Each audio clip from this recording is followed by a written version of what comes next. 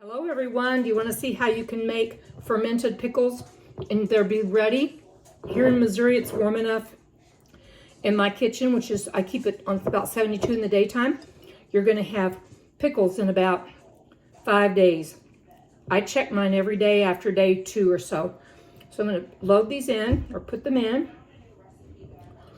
This one's a little bit long, so I'm going to take him out and I'll eat that.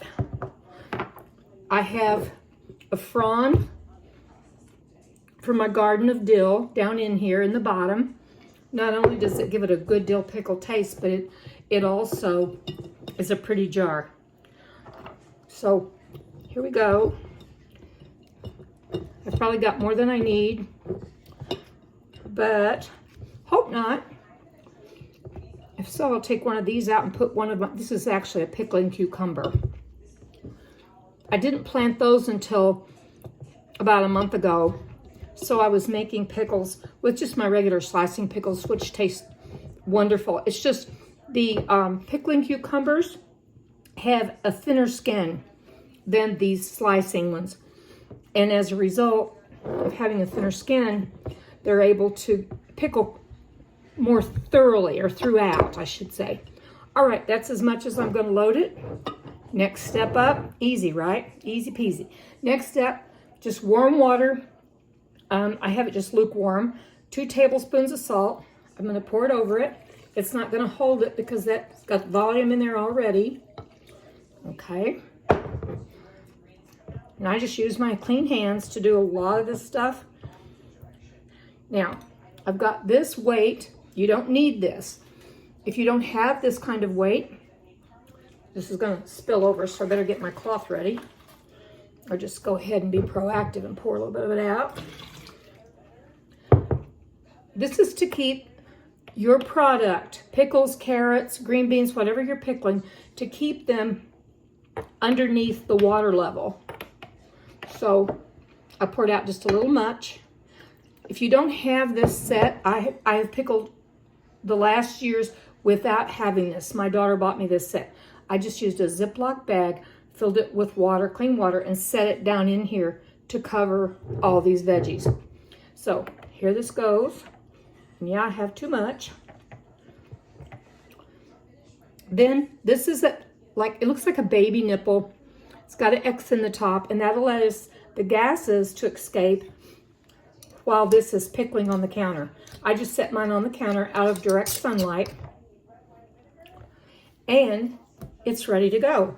You're going to notice, now I often put garlic in mine, sorry, but I often put garlic in mine, and I didn't today. I was just wanting to hurry up and get this done because I have other things I've got to can today.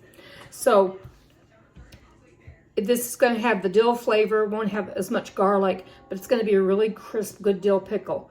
I love them. After mine have fermented and I taste them, you'll start seeing bubbles. If your kitchen's pretty warm, within a day or 2, you'll see some little tiny bubbles come up, and you may smell the sound, or excuse me, you may smell the smell of like dill or garlic or whatever you have in there.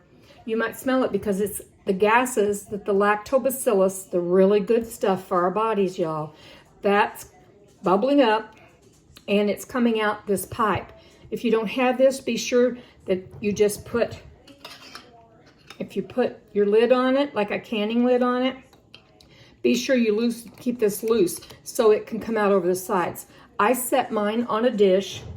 I put them on a tray if I have more than one thing going, like when I made kraut and some other pickles. And so the spillage can just go onto that and knock down your countertop. So there you have it. In my house, at my temperature, I'm going to have these in about 5 days.